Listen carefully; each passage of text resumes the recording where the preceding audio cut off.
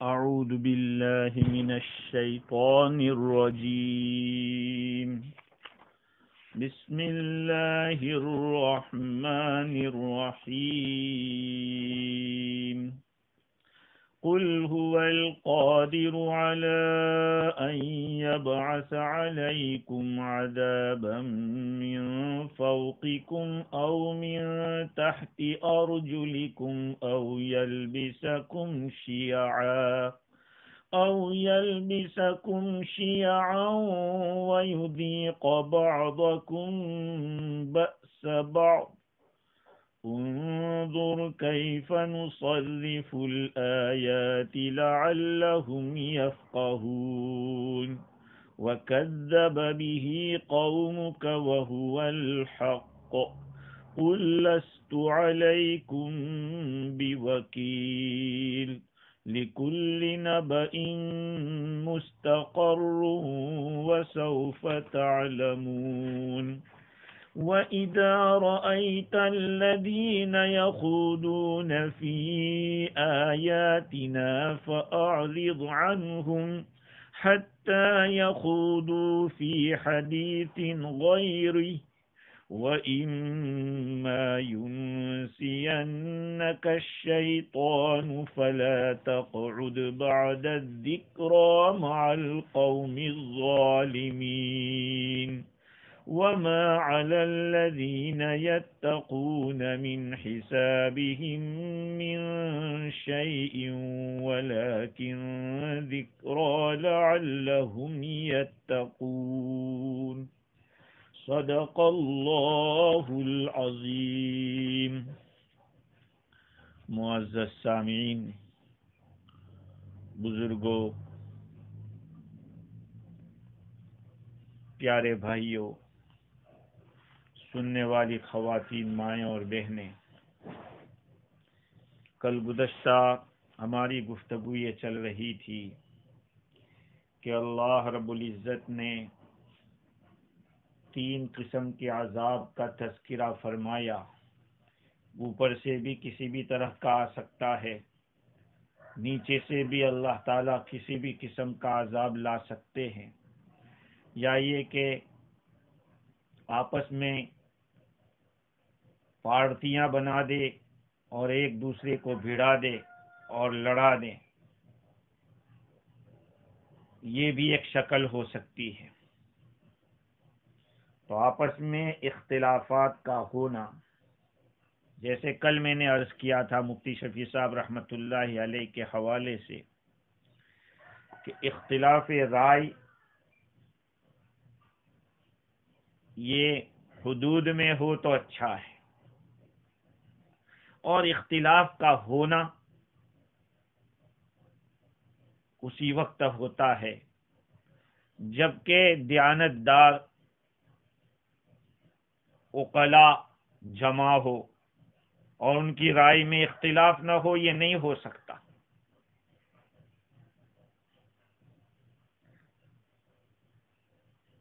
جہاں اختلاف نہ ہو وہ تو ایسی جگہ ہے جہاں سب بے عقل جمع ہوئے.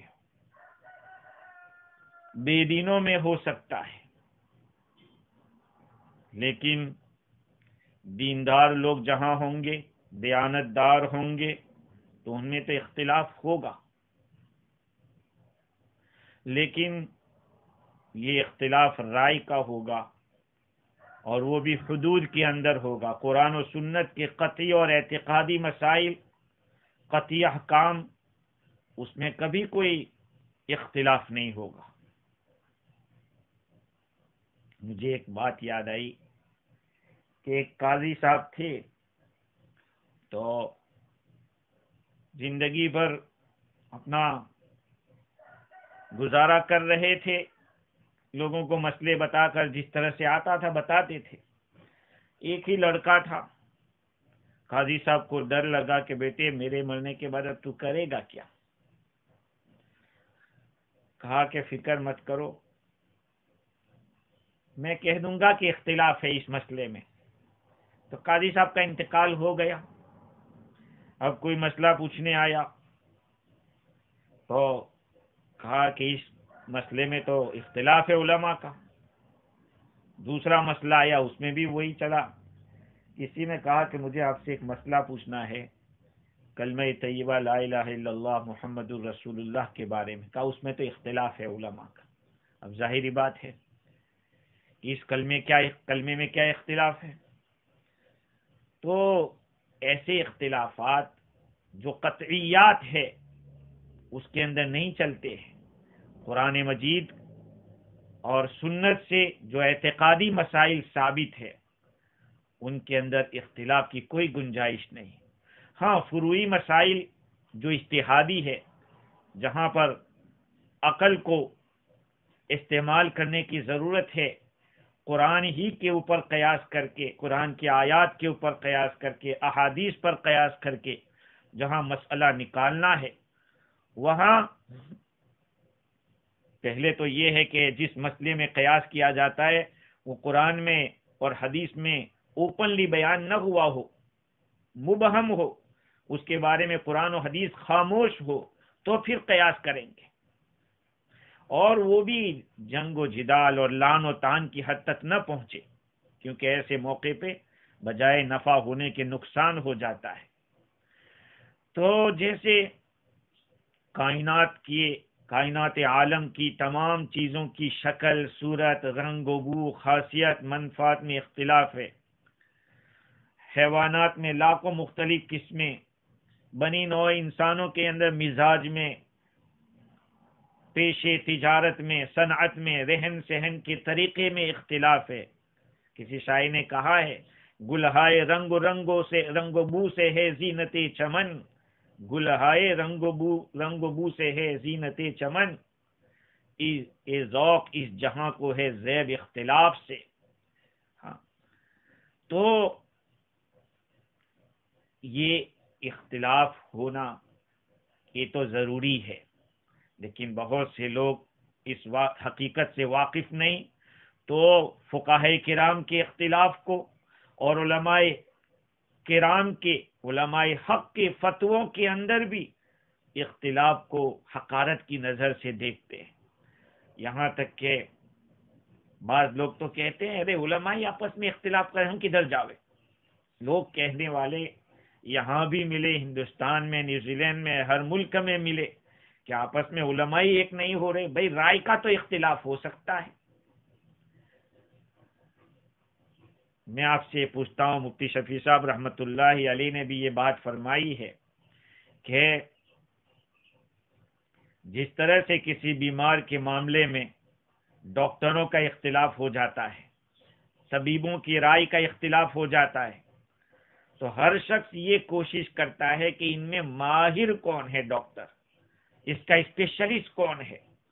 ایک بات اگر فیملی ڈاکٹر نے کہی ہے اور ایک کسی دوسرے ڈاکٹر نے کہی ہے اور ایک ہے اس کا اسپیشلسٹ، تو ان تینوں کی باتوں میں اگر اختلاف نظر آتا ہے تو آدمی یہ کہنے پہ مجبور ہوتا ہے کہ اسپیشلسٹ کی بات کو مانا جائے گا، اس لیے کہ وہ فنی اعتبار سے زیادہ ماہر اور تجربہ کار ہے، اس لیے اس سے علاج کراؤ. وہاں دوسرے ڈاکٹر کو برا نہیں کہتے. جب لائرز میں اختلاف ہو جاتا ہے، وکیلوں میں، تو جس وکیل کو زیادہ قابل اور تجربہ کار جانتے ہیں اس کے کہنے پر چلتے ہیں، اس میں دوسرے وکیلوں کی بدگوئی نہیں کرتے. یہی اصول یہاں ہونا چاہیے. جب کسی معاملے میں، مسئلے میں علماء کے فتووں کا اختلاف ہو جائے تو تحقیق کرنی چاہیے کہ کس عالم کا علم اور تقوی دوسرے عالموں سے زیادہ ہے اور کون سا عالم افضل ہے. وہاں تو ہم علماء کو برا بھلا کہتے ہیں، جو ہمارے من کے فیور کی بات کہتا ہے اس کو ہم بہت ماہر کہتے ہیں. بہت سارے بے وقوف تو میں نے اسے عقل مند دیکھے نیوزی لینڈ کے اندر کہ یوں سوچتے ہیں کہ مفتی اگر سود کو جائز کہہ دے گا تو ہو جائے گا جائز. ارے خدا نے جس چیز کو حرام کہا ہے وہ مفتی کیا کر سکتا ہے.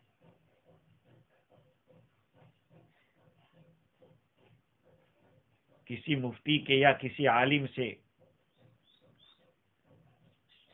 نہ حرام چیز حلال ہو سکتی ہے، نہ حرام حلال حرام، نہ حرام حلال ہو سکتی ہے.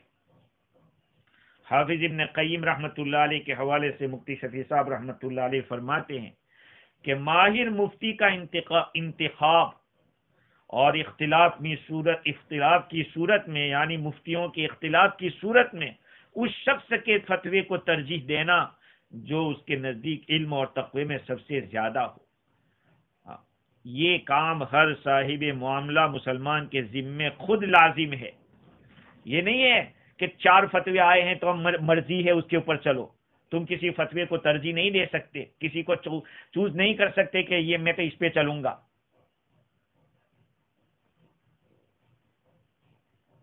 یہ کام مفتیوں اور علماء میں سے جس کو اللہ اپنے نزدیک علم و دیانت کے اعتبار سے افضل جانتا ہے اس کے فتوے پر عمل کرے، لیکن دوسرے علماء اور مفتیوں کو برا کہنا یہ جائز نہیں ہے۔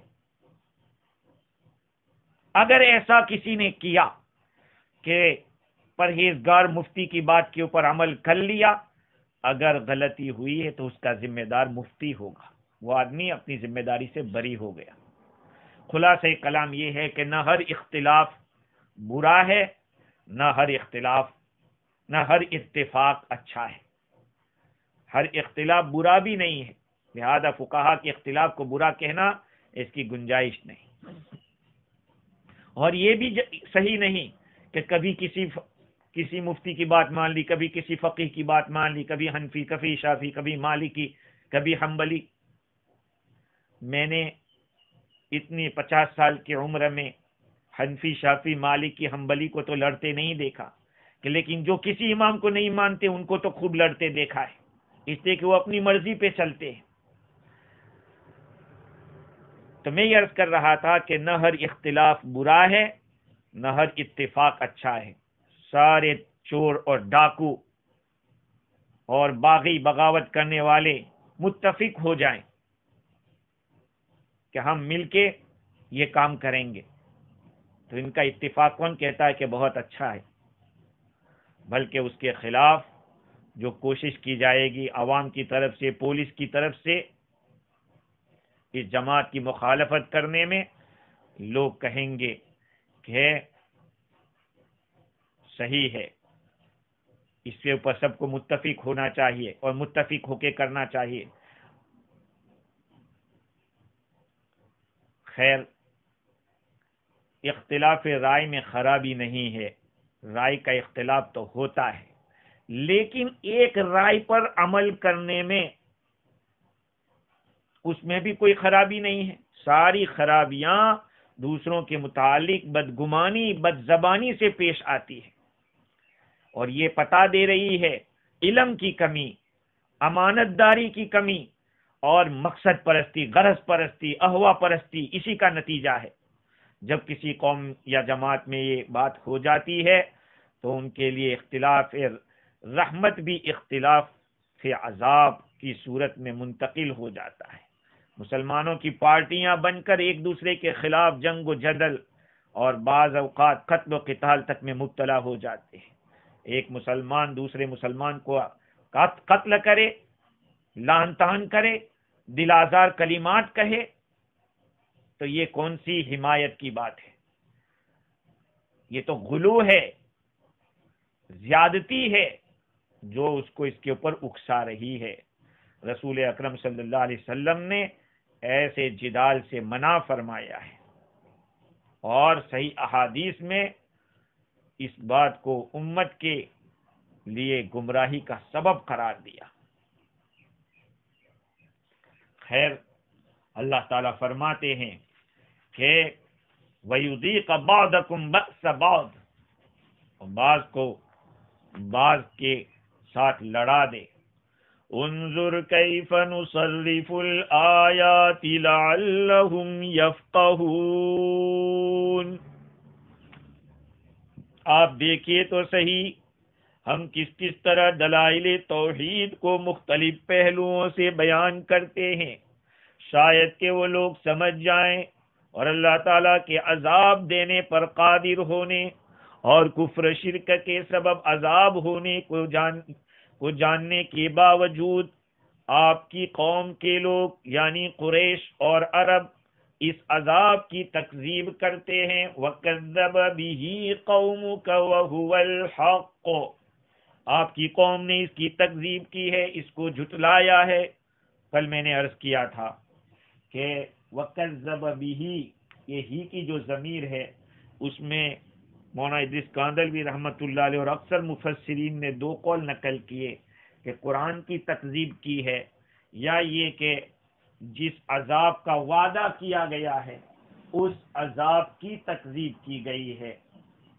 اور امام راضی نے تیسرا ایک قول یہ نقل کیا کہ اللہ تعالیٰ گما گما کے جو آیتیں لا رہے ہیں، جو آیتوں کا گمانا، فرمائے انظر کیف نصرف الآیات، ہم پھرا پھرا کے آیتیں لاتے ہیں، لعلہم یفقہون، تاکہ یہ لوگ سمجھ جائیں.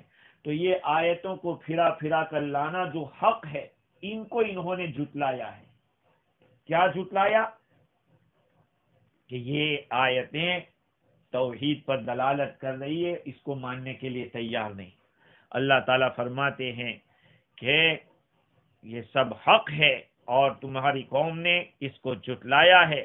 تو آپ ان کو بتا دیجئے قل لست علیکم بوکیل، میں تمہارے اوپر کوئی داروغہ نہیں، کوئی ذمہ دار نہیں ہوں. مطلب یہ ہے کہ نبی اکرم صلی اللہ علیہ وسلم کے خاندان کے برادری کے لوگ قریش مکہ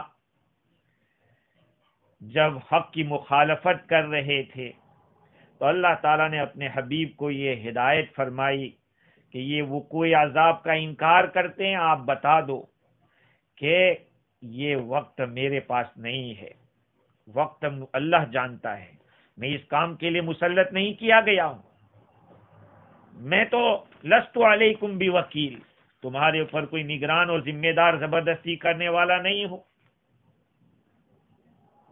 لکل نبأ مستقر، ہر کام کے لیے ایک وقت اللہ کی طرف سے مقرر ہوتا ہے اور وہ چیز، وہ کام اپنے وقت پر ہوتا ہے. وسوف تعلمون، اور ان قریب تم لوگ اس کو جان لو گے. چاہے وعدہ ہو یا وعید ہو، اللہ کی طرف سے اس کا ہونا طے ہے. جو اللہ نے وعدہ کر دیا وہ ہو کے رہے گا، جو وعید ہے وہ بھی ہو کے رہے گی. لیکن یاد رکھنا چاہیے کہ اس کے ظاہر ہونا اور نازل ہونے کا وقت اللہ ہی جانتا ہے. اللہ تعالیٰ نے اس کے ذریعے کفار کو ڈرایا اور دھمکایا ہے، اور ہو سکتا ہے کہ اس عذاب سے مراد آخرت کا عذاب ہو، اور یہ بھی ہو سکتا ہے کہ ایمان والوں کا غلبہ کفار کے اوپر جنگ کے ذریعے، قتل کے ذریعے اور دنیا کے اندر ان کے اوپر غالب آنے کے ذریعے ہو، یہ بھی ہو سکتا ہے. خیر، لکل نبأ مستقر، ہر امر کے لیے ایک وقت مقرر ہوتا ہے. مستقر واقع ہونے کی جگہ بھی ہو سکتی ہے اور واقع ہونے کا وقت بھی ہو سکتا ہے. خیر، وسوف تعلمون، ان قریب تم لوگ جان لو گے کہ یہ عذاب، تم کو پتہ چل جائے گا کہ وہ عذاب اب آ گیا.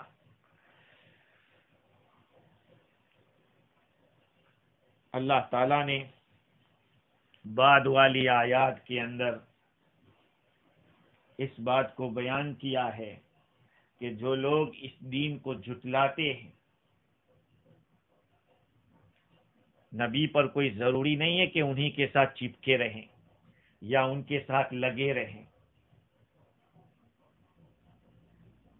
بلکہ اگر وہ لوگ دین کو جھٹلاتے ہو، دین کا مذاق اڑاتے ہو، تو پھر ان کے ساتھ آپ نہ رہیں. اللہ تعالیٰ ان آیات میں اس بات کو بیان کر رہے ہیں. ترجمہ دیکھیے، وَإِذَا رَأَيْتَ الَّذِينَ يَخُوضُونَ فِي آيَاتِنَا فَأَعْرِضْ عَنْهُمْ حَتَّى يَخُوضُوا فِي حَدِيثٍ غَيْرِهِ. اے مخاطب، تو ان لوگوں کو دیکھے جو ہماری آیتوں میں، ہمارے احکام میں گھستے ہیں، جھگڑتے ہیں، عیب جوئی کرتے ہیں، فَأَعْرِضْ عَنْهُمْ، آپ ان سے کنارہ کشی کر لیجئے، آپ ان سے اعراض کر لیجئے، حَتَّى يَخُوضُوا فِي حَدِيثٍ غَيْرِي، یہاں تک کہ وہ کسی اور بات میں مشغول ہو جائیں۔ وَإِمَّا يُنْسِيَنَّكَ الشَّيْطَانُ فَلَا تَقْعُدْ بَعْدَ الذِّكْرَى مَعَ الْقَوْمِ الظَّالِمِينَ، اور اگر شیطان آپ کو بھلا دے، یعنی ایسی مجلس میں بیٹھنے کی ممانعت یاد نہ رہے، تو جب یاد آوے فلا تقعد بعد الذکر، یاد آنے کے بعد مت بیٹھیے، مع القوم الظالمین، ظالم قوم کے ساتھ یاد آنے کے بعد مت بیٹھیے، فوراً اٹھ کھڑے ہو جائیے۔ خیر، اللہ تعالی نے اس آیت کریمہ کے اندر ایک اہم اصولی ہدایت بیان فرمائی ہے، ایک اصول بیان کیا۔ جس کام کا خود کرنا گناہ ہے، اس کے کرنے والوں کی مجلس میں شریک رہنا بھی گناہ ہے، اس سے اجتناب کرنا چاہیے۔ یہاں پہ خوض کا لفظ آیا ہے، یخوضون، لغت کے اندر خوض کے معنی ہے شروع کرنا، لگنا، یہ ہے خوض کے معنی۔ اب پہلی بات تو ہمیں یہ معلوم کرنا ہے کہ یہ خطاب کس کو کیا گیا ہے۔ وَإِذَا رَأَيْتَ الَّذِينَ، اے مخاطب تو دیکھے ان لوگوں کو جو ہماری آیتوں میں خوض کرتے ہیں، گھستے ہیں، شروع کرتے ہیں۔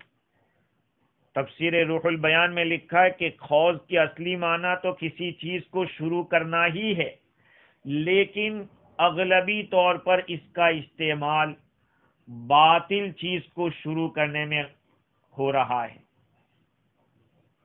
باطل یعنی اس مقام پہ ترجمہ یہ ہوگا کہ اے مخاطب جب تو دیکھے ان لوگوں کو جو قرآن کے اندر جھٹلانا شروع کر رہے ہیں، اس کا مذاق اڑانا شروع کر رہے ہیں، اس میں تانا لگانا شروع کر رہے ہیں، جو کہ کفار قریش کی ایک عادت تھی، تو آپ ان سے اعراض کر لیجئے۔ تو مخاطب کون ہے؟ خطاب کس سے کیا گیا؟ تو نبی اکرم صلی اللہ علیہ وسلم کو خطاب ہے، لیکن مراد امت ہے، پوری امت ہے۔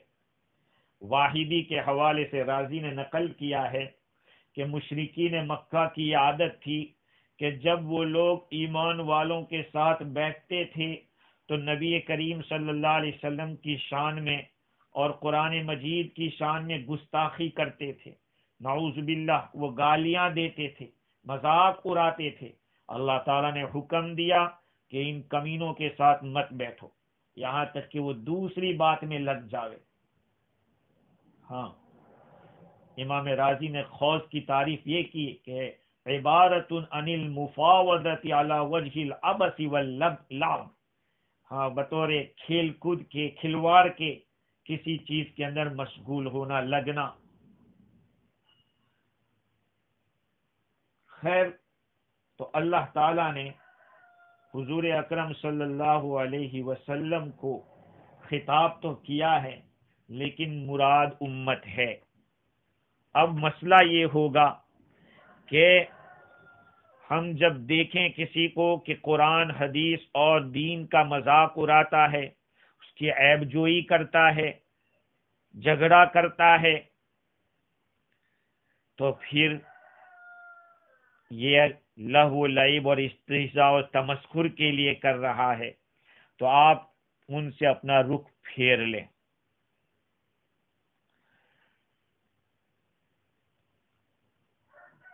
اب یہ رخ پھیرنے کی مختلف شکلیں ہو سکتی ہے.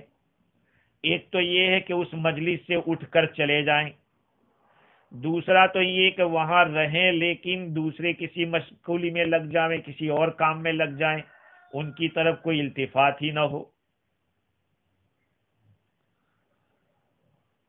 لیکن قرآن مجید کی اس آیت کے آخری حصے میں فَلَا تَقْعُدُوا مَعَهُمْ، ان کے ساتھ مت بیٹھو. فَلَا تَقْعُدْ بَعْدَ الذِّكْرَ، ان کے ساتھ مت بیٹھو. یہ نہ بیٹھنے کا حکم دیا، اس لیے وہاں سے اٹھ جانے کا حکم زیادہ مناسب ہے کہ اگر اس طرح کی محفل ہو وہاں سے اٹھ جانا چاہیے. اب دیکھیے آپ، قرآن مجید ہم لوگوں کا کتنا خیر خواہ ہے، ہمارا رب ہمارا کتنا بھلا چاہنے والا ہے. آج پوری دنیا میں مجلسیں جو قائم ہوتی ہے، اکثر و بیشتر بے دین لوگ جہاں بیٹھتے ہیں، ان میں اسی طرح سے دین کی، دیندار لوگوں کی، قرآن و حدیث کی بات شروع کرتے ہیں اور پھر اس کے اندر کیڑے نکالنا شروع کرتے. اکثر و بیشتر محفلیں اور خاص طور پہ رات کی محفلیں اسی کی ہوتی ہے. اس لیے امت کا ایک بہت بڑا طبقہ اپنے وقت کو ضائع کر رہا ہے. خیر، اللہ تعالیٰ فرماتے ہیں کہ جب آپ دیکھو ان لوگوں کو جو ہماری آیتوں کے اندر عیب نکالتے ہیں تو آپ ان سے کنارہ کش ہو جائیے یہاں تک کہ وہ دوسری کسی بات میں مشغول ہو. اور اگر آپ کو شیطان نے بھلا دیا، یہ ممانعت کو بھلا دیا، تو یاد آنے کے بعد ظالم قوم کے ساتھ مت بیٹھیے. مفتی شفیع صاحب رحمت اللہ علیہ فرماتے ہیں کہ اس میں جو شیطان بھلا دے یہ بات بتلائی، اس کا مطلب یہ ہے کہ آپ کسی مجلس میں شریک ہو گئے، خواہ اس طرح کہ اس مجلس میں شریک ہونے کی ممانعت نہیں یاد رہی، یا اس طرح کہ یہ یاد نہیں رہا کہ یہ لوگ اللہ تعالیٰ کی آیات اور رسول اللہ صلی اللہ علیہ وسلم کے خلاف تذکرے اپنی مجلس میں کرتے ہیں، یہ بھی یاد نہیں رہا. بعض دفعہ ایسا ہوتا ہے کہ چہرے سے تو داڑھی بھی ہے، سب کچھ بھی ہے، کام بھی جیسے دینداری کے کر رہے ہیں، لیکن دلوں میں جو چھپا ہوا ہے وہ ایسی محفلوں میں نکلتا ہے تو بیٹھ گئے. تو اس صورت میں جس وقت بھی یاد آ جائے اسی وقت اس مجلس سے اٹھ جانا چاہیے. دیکھو یہ اصل حکم تو مجھے اور آپ کو ہے، امت کو ہے، ورنہ نبی اکرم صلی اللہ علیہ وسلم کی ذات گرامی تو نبوت سے پہلے بھی ایسی مجلسوں سے دور رہتے تھے. آپ تو ایسی مجلسوں میں نبوت سے پہلے بچپن میں بھی ایسی مجلس میں آپ صلی اللہ علیہ وسلم ایک مرتبہ رات کے وقت کسی اس طرح کی مجلس، بچپن ہے، مجلس چل رہی تھی، گئے، آپ کی آنکھ ہی لگ گئی، پتہ ہی نہیں صبح ہو گئی. روایات میں ہے آپ کی سیرت کے اندر. تو آپ صلی اللہ علیہ وسلم بچپن میں کبھی ایسی مجلس میں شریک نہیں ہوئے تو آپ کو تو ممانعت کی کیا ضرورت. لیکن اللہ تعالیٰ کی عادت ہے کہ اپنے حبیب کو خطاب کرتا ہے اور بتلاتا ہے امت کو، اس لیے کہ امت کے لیے حضور ہی کی زندگی کے اندر سب کچھ ہے. لقد کان لکم فی رسول اللہ اسوۃ حسنہ. خیر، قرآن مجید میں ایک اور جگہ کے اوپر 5ویں پارے میں اسی طرح کا حکم آیا ہے. وَقَدْ نَزَّلَ عَلَيْكُمْ فِي الْكِتَابِ أَنْ إِذَا سَمِعْتُمْ آيَاتِ اللَّهِ يُكْفَرُ بِهَا وَيُسْتَهْزَأُ بِهَا فَلَا تَقْعُدُوا مَعَهُمْ حَتَّى يَخُوضُوا فِي حَدِيثٍ غَيْرِهِ.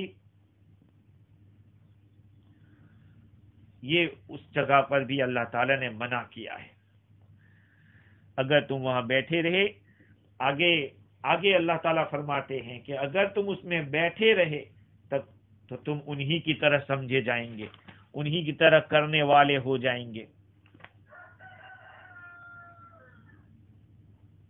خیر، بات یہ ہے کہ اللہ تعالیٰ نے اپنے حبیب صلی اللہ علیہ وسلم کو خطاب کر کے پوری امت کو بتایا اور شیطان کا جہاں تک معاملہ ہے کہ شیطان نبی کو بھلا دے، تو شیطان نبی کو کیسے بلائے گا؟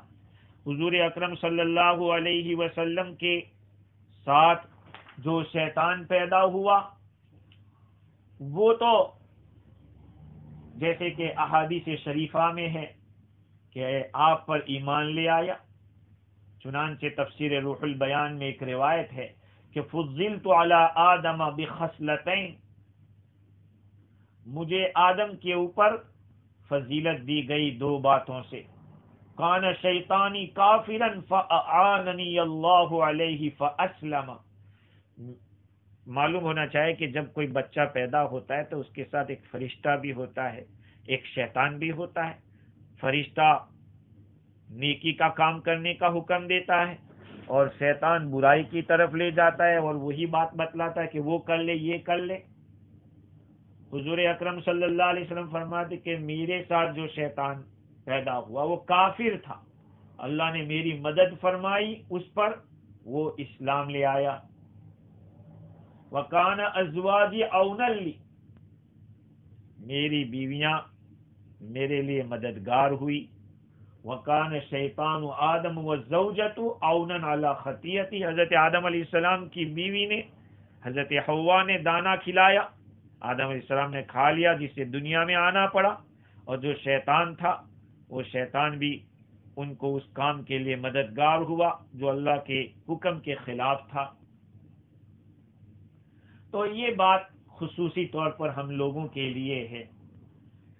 اللہ رب العزت فرماتے ہیں وَإِمَّا يُنْسِيَنَّكَ الشَّيْطَانُ، اگر شیطان آپ کو بھلا دے کا مطلب یہ ہے کہ وہ ممانعت یاد نہ رہے، یا یہ کہ مجلس کے لوگ ایسے نہیں نظر آ رہے ہیں کہ جو اس طرح کی حرکت کرتے ہوں گے، بیٹھ گئے تو پھر پتا چلا کہ یہ تو ایسے ہے تو وہاں سے اٹھ جانا چاہیے۔ امام راضی نے تفسیر کبیر میں فرمایا ہے کہ اس آیت کا اصل منشا گناہ کی مجلس اور مجلس والوں سے اعراض اور کنارہ کشی ہے، اصل مقصد یہ ہے۔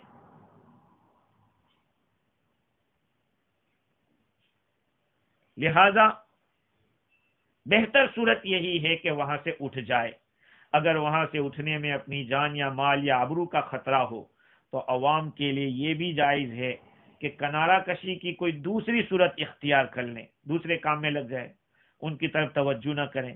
مگر جو خواص ہے، جو دین کے اندر مقتدا سمجھے جاتے ہیں، ان کے لیے تو وہاں سے بہرحال اٹھ جانا ہی مناسب ہے۔ ہوتا اس طرح سے ہے کہ ایسی مجلسوں میں اگر علماء جاتے ہیں تو ایک حجت بن جاتی ہے کہ ارے غلط تھا تو فلاں مولانا بھی آئے، فلاں مفتی صاحب بھی آئے۔ تو علماء کو اور مفتیوں کو تو خاص طور پہ اپنے آپ کو وہاں الگ کر کے واضح کرنا چاہیے کہ یہ خلاف شرع ہے اور ایسی مجلسیں غلط ہے شریعت کی نظر میں۔ اب حضور اکرم صلی اللہ علیہ وسلم کے لیے بھول کا اور نسیان کا ہونا تو کسی خاص حکمت اور مصلحت کے تحت اگر بھول تو ہو سکتی ہے، مگر اللہ تعالیٰ کی طرف سے فوراً ان کو تنبیہ بذریعہ وحی ہو جاتی ہے۔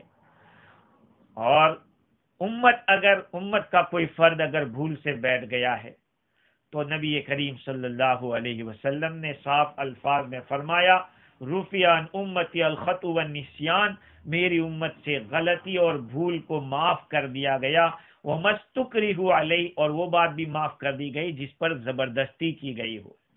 زبردستی، امام جساس رحمت اللہ علیہ نے احکام القرآن میں فرمایا، جس کو مفتی شفیع صاحب رحمت اللہ علیہ لکھتے ہیں کہ اس آیت سے معلوم ہوا کہ مسلمانوں کو ہر ایسی مجلس سے کنارہ کشی اختیار کرنا چاہیے جس میں اللہ تعالیٰ یا اس کے رسول صلی اللہ علیہ وسلم یا شریعت اسلام کے خلاف باتیں ہو رہی ہو، اس کو بند کرنا یا کرانا، یا کم از کم حق بات کا اظہار کرنا اس کے قبضے اختیار میں نہ ہو۔ ہاں اگر اس مجلس میں بنیت اصلاح آدمی شریک ہو، ان لوگوں کو حق بات کی تلقین کرے تو مذائقہ نہیں۔ اور آخر آیت میں اللہ تعالیٰ نے دوسری بات بتلائی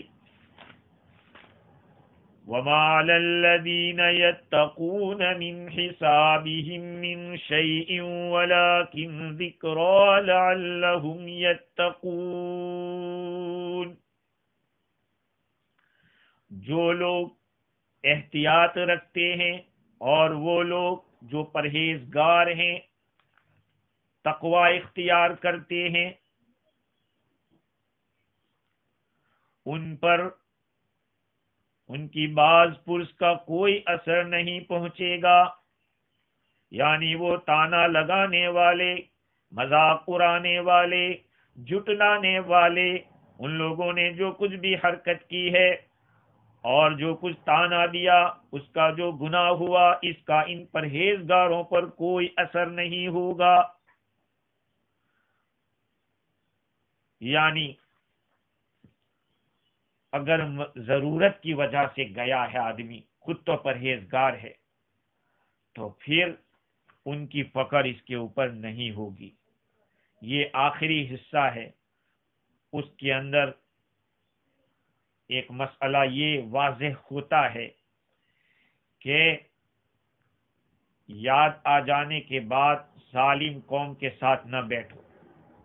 ظالم، بے دین اور دریدہ دہن منہ پھٹ لوگوں کی مجلس میں شرکت کرنا مطلقاً گناہ ہے، خواہ وہ اس وقت تک کسی ناجائز گفتگو میں مشغول ہو یا نہ ہو، کیونکہ ایسے لوگوں کو ایسی بیہودہ گفتگو شروع کرتے دیر کیا لگتی ہے. اللہ تعالیٰ نے اوپر کی جو آیت میں بات بتلائی ہے، فلا تقعد بعد الذکری مع القوم الظالمین، یاد آنے کے بعد ظالم قوم کے ساتھ مت بیٹھیے، اس کے اندر کوئی قید نہیں لگائی کہ وہ ظلم والی بات کرتے ہیں، استہزاء کر رہے ہیں یا نہیں کر رہے ہیں، یا کوئی قید نہیں لگائی. مطلق اللہ تعالیٰ نے فرمایا کہ ظالموں کے ساتھ یاد آنے کے بعد مت بیٹھیے. یہ شرط نہیں ہے کہ اس وقت ابھی وہ ظلم کرنے میں مشغول ہے یا نہیں. قرآن مجید میں 12ویں پارے کے اندر اللہ تعالیٰ فرماتے ہیں وَلَا تَرْكَنُوا إِلَى الَّذِينَ ظَلَمُوا فَتَمَسَّكُمُ النَّارُ. ظالم لوگوں کے ساتھ میل جول اور میلان نہ رکھو، ورنہ تمہیں بھی جہنم کی آگ سے پالا پڑے گا، جہنم کی آگ تم کو چھوئے گی. جب ان لوگوں کے ساتھ بیٹھنے کی ممانعت آ گئی اور یاد آنے کے بعد اٹھ جانے کا حکم آ گیا، تو صحابہ کرام نے عرض کیا کہ یا رسول اللہ، اگر ان کی مجلس میں جانے کی مطلقاً ممانعت رہی، بالکل جانا ہی منع ہے، تو پھر ہم مسجد حرام میں نماز پڑھنے جائیں گے کیسے؟ طواف کرنے کیسے جائیں گے؟ ان چیزوں سے محروم ہو جائیں گے، کیونکہ وہ لوگ تو وہیں بیٹھے رہتے، ان کا کام کیا ہے؟ وہیں بیٹھے رہتے. یہ واقعہ ہجرت سے پہلے کا ہے. فتح مکہ سے ہجرت تو پہلے ہوئی، بعد میں فتح مکہ ہوا، تو ہجرت اور فتح مکہ دونوں سے پہلے کا ہے. اور ان کا یہ مشغلہ عیب جوئی اور بدگوئی ہوتی رہتی تھی. تو صحابہ کرام کو یہ قلق ہوا کہ پھر تو ہم لوگ مسجد حرام میں نماز بھی نہیں پڑھ سکیں گے اور طواف بھی نہیں کر سکیں گے. تو یہ بعد والی جو آخری آیت ہے، اللہ تعالیٰ نے اس کا سولوشن بتلایا ہے. اب یہاں ایک سوال ہوتا ہے، امام راضی نے ایک اور مقام پہ اس صورت میں کیا، وہ یہ ہے، میرا آج اس کو کھول کے بیان کر دیتا ہوں. سوال یہ ہے کہ جب یہ سورت پوری کی پوری ایک ساتھ نازل ہوئی ہے، ایک ہی وقت میں نازل ہوئی ہے، تو پھر یہ کیسے کہہ سکتے ہیں کہ یہ اس وقت نازل ہوئی؟ آیت تو ایک ساتھ پوری نازل ہوئی. یہ کہہ سکتے ہیں واللہ عالم بالصواب، واللہ عالم بالصواب. اگر صحیح ہے تو اللہ کی طرف سے ہے، اور اگر غلط ہے تو میری طرف سے اور شیطان کی طرف سے ہے، کہ یہ سارے مکی زندگی میں جو کچھ بھی ہو رہا تھا اس کا پورا مجموعی طور پر اللہ تعالیٰ نے اس صورت میں سولیوشن بیان کیا ہے. ہاں، کیونکہ یہ صورت تو پوری یکبارگی نازل ہوئی ہے. اس طرح کا ایک اعتراض امام راضی نے چھوڑ دیا، اعتراض کر کے کوئی جواب نہیں دیا. لیکن یہ سوال یہاں پھر ہوگا کہ یہ آیت نازل اس وقت ہوئی تو قرآن کی یہ صورت تو پوری یکبارگی نازل ہوئی ہے. اس کا یہی جواب دے سکتے ہیں کہ مکی زندگی میں جو کچھ بھی مکہ والوں سے، کفار مکہ سے پیش آیا تھا یا آ رہا تھا یا آ سکتا تھا، پوری باتیں اللہ رب العزت نے اس صورت میں بطور سولوشن کے اس کو نقل کر دیا ہے۔ اللہ تعالیٰ فرماتے ہیں وَمَا عَلَى الَّذِينَ يَتَّقُونَ مِنْ حِسَابِهِمْ مِنْ شَيْءٍ، اور جو لوگ احتیاط رکھنے والے ہیں، اگر اپنے کام سے مسجد حرام میں جائیں تو ان شریر لوگوں کے اعمال بد کی ان پر کوئی ذمہ داری نہیں، ہاں اتنی ذمہ داری ان کی ہے کہ حق بات ان کو پہنچاوے، شاید وہ اس سے نصیحت حاصل کر کے صحیح راستے پہ آ جاوے۔ خلاصہ کلام یہ ہے کہ بروں کی صحبت میں مت بیٹھو، بد کی صحبت میں مت بیٹھو، اس کا ہے انجام برا، بد نہ بنے بد کہلائے، بد اچھا بدنام برا۔ بد کی صحبت میں مت بیٹھو، اس کا ہے انجام برا، بد نہ بنے بد کہلائے، بد اچھا بدنام برا۔ ایک آدمی خود نالائق ہے یہ ٹھیک ہے، لیکن ایک آدمی نالائق نہیں اور لوگوں میں فیمس ہو جائے کہ نالائق ہے، یہ زیادہ برا ہے۔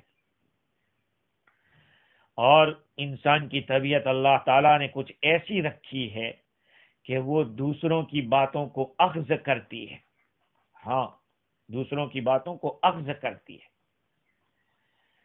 اچھے آدمی کے پاس بیٹھیں گے تو اچھائی لے گی، برے آدمی کے پاس بیٹھیں گے تو برائی لے گی۔ اس لیے تفسیر روح البیان میں لکھا کہ ان آیات میں اشارہ ہے کہ طالب صادق کے لیے صحیح نہیں ہے، مناسب نہیں ہے، درست نہیں ہے کہ وہ ایسے لوگوں کے ساتھ مجالست اختیار کرے جو اللہ والوں کے حالات میں بدگوئی کرتے رہتے ہیں، عیب جوئی کرتے رہتے ہیں، اور جن لوگوں ان لوگوں کے پاس ایک ہی کام ہے کہ برے لوگوں کی برائی کرنا، تو ایسے لوگ جو طالب صادق ہے، سچائی کو ڈھونڈنے والا ہے، حق کو تلاش کرنے والا ہے، اس کو ایسی محفلوں سے دور رہنا چاہیے۔ لِأَنَّ الطَّبْعَ مِنَ الطَّبْعِ يَسْرِقُ، اس لیے کہ انسان کی طبیعت دوسرے کی طبیعت سے چوری کرتی ہے۔ نفس ازہم نفس بگیرد خوئی، بر حضر باش از لقائے خبیث۔ نفس، آدمی کا جو نفس ہے وہ دوسرے نفس سے عادت پکڑتا ہے، لہذا نالائقوں کو ملنے سے پرہیز کرو۔ بعد چوں بر فضائے بد گزر، بوئے بد گیرد از ہوائے خبیث۔ ہوا جب گندگی کے اوپر سے گزرتی ہے تو ہوا بھی گندی ہوا کو لے لیتی ہے۔ ہاں بدبو کے پاس سے گزرو گے تو بدبو تو دور ہے، لیکن اس بدبو نے اپنے ارد گرد کا جو ماحول گندا کر رکھا ہے، ہوا کو متعفن کر رکھا ہے، تو گزرنے والے کو وہ جو ہوا ملے گی اس ہوا کے اندر بدبو نظر آئے گی۔ خیر بہت تفصیلات ہے کہ نیک لوگوں کی صحبت اختیار کرو اور برے لوگوں کی صحبت سے بچو۔ اور بری صحبت میں کھل کے کہہ دوں، جہاں انسان ہے وہیں پر بہت سارے غیر جاندار ساتھی ایسے ہیں جو نقصان دہ ہے، جیسے کہ موبائل کے اندر گندی گندی تصویریں، ٹیلی ویژن کے اوپر گندے پروگرام، اسی طرح سے الیکٹرانک میڈیا کے اندر آنے والی جھوٹ موٹ خبریں، اور اس کے ساتھ ساتھ اپنے شہوات کو ہیجان دینے والی چیزیں، یہ سارے برے ساتھی ہیں۔ ان برے ساتھیوں سے پرہیز کرنا چاہیے اور نیک لوگوں کی صحبت کو اختیار کرنا چاہیے، کیونکہ نیک لوگوں کی صحبت سے ضرور فائدہ ہوتا ہے۔ خیر اللہ رب العزت نے ان آیات کے اندر آیات کی تکذیب کرنے والے اور آیات کا مذاق اڑانے والے ان کی حقیقت بتائی اور اس عمل کو کفر قرار دیا۔ آیت کو جھٹلانا، اس کا مذاق کرنا، یہ کفر ہے، اور کفر کا انجام عذاب علیم ہے۔ گناہوں کے اوپر آدمی کا اڑے رہنا اس کو بہت سارے دوسرے گناہوں کے تک پہنچا دیتا ہے، اور آدمی جب تک ان مجلسوں کو چھوڑے گا نہیں وہاں تک ان برائیوں سے بچے گا نہیں۔ اسی لیے توبہ کے اندر توبہ کے قبول ہونے کی علامات میں سے ایک علامت علماء نے یہ بتلائی ہے کہ جو توبہ کرنے والا ہے وہ ان مجلسوں کو بھی چھوڑ دے جن مجلسوں کے اندر یہ گناہ ہوتے تھے، تو سمجھ لو کہ اس کی توبہ قبول ہے۔ آج کل ہوتا یہی ہے کہ آدمی توبہ تو کرتا ہے لیکن ان مجلسوں میں جاتے جاتے پھر وہی کام شروع کر دیتا ہے۔ آج یہی ہو رہا ہے۔ آج امت کو بہت زیادہ اس کی فکر کی ضرورت ہے۔ ماں باپ کو بھی اپنی اولاد کی فکر کرنا ہے، ہماری اولاد کن کے ساتھ اٹھ بیٹھ رکھ رہی ہے، اور ان لوگوں کا کن لوگوں کے ساتھ تعلق ہے، چاہے وہ اسٹوڈنٹ ہو یا اسٹوڈنٹ نہ ہو، چاہے وہ مرد ہو چاہے عورت ہو، سب کو یہ نیک لوگوں کی مجلس کا اختیار کرنا لازمی ہے، اور بری مجلسوں سے کنارہ کش ہونا اور دور رہنا ضروری ہے۔ اسی لیے ماں باپ کو اپنی اولاد کو وقت دینا چاہیے، کیونکہ اگر ہم نے وقت نہیں دیا تو غلط چیزیں ان کے ساتھ شامل ہو سکتی ہے اور ان کا وقت لے سکتی ہے۔ مزید گفتگو انشاءاللہ آئندہ کریں گے۔ اللہ تعالیٰ مجھے اور آپ کو دین کی بصیرت عطا فرماوے اور عمل کرنے والا بنائے۔ میرے بھائیوں، یہ قرآن کا جو درس ہو رہا ہے، قرآن کی تفسیر جو ہو رہی ہے، سمجھایا جا رہا ہے قرآن ہم سے کیا چاہتا ہے، دیکھیے تو صحیح یہ دین کتنا پاکیزہ ہے، اور کیا کیا باتیں اللہ رب العزت نے اپنے کلام میں بیان کی ہے۔ اگر ہم لوگ نہیں سمجھیں گے، نہیں سنیں گے، یقیناً ہم سے بڑا محروم کوئی نہیں۔ کل قیامت میں ہماری پوچھ ہو سکتی ہے اس کے اوپر کہ اللہ نے کلام اتنا اچھا کلام دیا کہ جس سے بڑھ کر کوئی کلام ہو ہی نہیں سکتا اور ہے بھی نہیں، تو اس کلام کو ہم ٹائم نہ دیں۔ اللہ تعالیٰ مجھے اور آپ کو عمل کی توفیق دے اور یہ سننے سنانے کو نجات کا ذریعہ بنائے۔ وآخر دعوانا ان الحمدللہ